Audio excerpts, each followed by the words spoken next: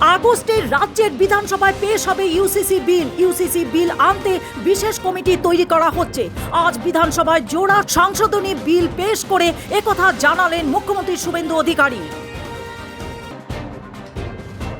কলকাতা হাইকোর্টে আরও একবার ধাক্কা খেল অভিষেক বন্দ্যোপাধ্যায়। চোখের চিকিৎসার জন্য বিদেশ যাওয়ার অনুমতি চেয়ে আদালতে দ্বারস্থ হয়েছিলেন তিনি, তবে অভিষেকের আর্জিকে খারিজ করে দিল কলকাতা হাইকোর্ট। এক সপ্তাহের কম সময় ব্যবধানে ফের ভয়াবহ বৃষ্টি ও ভূমিধসে বিপর্যস্ত অরুণাচল প্রদেশ।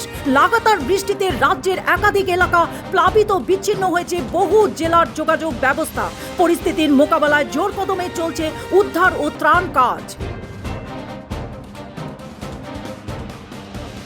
প্রধানমন্ত্রী নরেন্দ্র মোদীর সেলেলস সফরে আজ তৃতীয় দিন। আজ নবশক্তি বিনায়াগার মন্দির পরিদর্শন করেন তিনি। পুজো দিয়ে প্রবাসী ভারতীয়দের সঙ্গে সাক্ষাৎ করলেন প্রধানমন্ত্রী নরেন্দ্র মোদী। চলতি বছরে অমরনাথ যাত্রার সূচনা হতে আর মাত্র 3 দিন অপেক্ষা। ইতিমধ্যে রামবান এলাকার সড়ক নিরাপত্তা আইটিবিপির বাহিনীকে নিয়োগ করা হয়েছে। যাত্রীর সুরক্ষা আমাদের সর্বোচ্চ অগ্রাধিকার বলে জানালেন কমান্ডার শ্রী এন রণবীর সিং।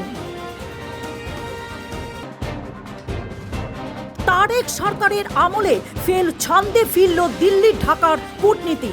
ভিসার পর এবার বাণিজ্যিক ক্ষেত্রেও অগ্রগতি দেখা গেল দুই দেশের। দীর্ঘ বিরতির পর বাংলাদেশকে রেল কোচ রপ্তানি শুরু করতে যাচ্ছে ভারত। করাচিতে হামলার ঘটনাকে ভারতকে দায়ী করছে পাকিস্তান। এবার পাকিস্তানের অভিযোগকে ভিত্তিহীন বলে উড়িয়ে দিয়েছে ভারত সরকার।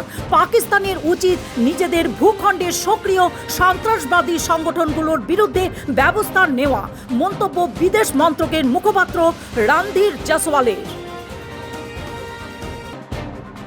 করাচিতে জঙ্গি হামলার জবাবে এবার আফগানিস্তানে মরান হামলা চালালো পাকিস্তান। বাজোরে পাক আফগানি সীমান্তে স্থল অভিযান চালায় পাকিস্তানি সেনা।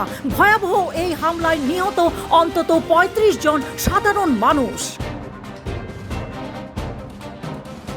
ভূমিকম্পে তছনছ হয়ে যাওয়া ভেনিজুয়েলার সাহায্য হাত বাড়িয়ে অপারেশন আমিস্তাদ শুরু করেছে ভারত। এই অভিযানে অংশ হিসাবে 66 টন ত্রাণ সামগ্রী পাঠালো ভারত সরকার। একথা প্রকাশ করলেন বিদেশমন্ত্রী এস জয়শঙ্কর।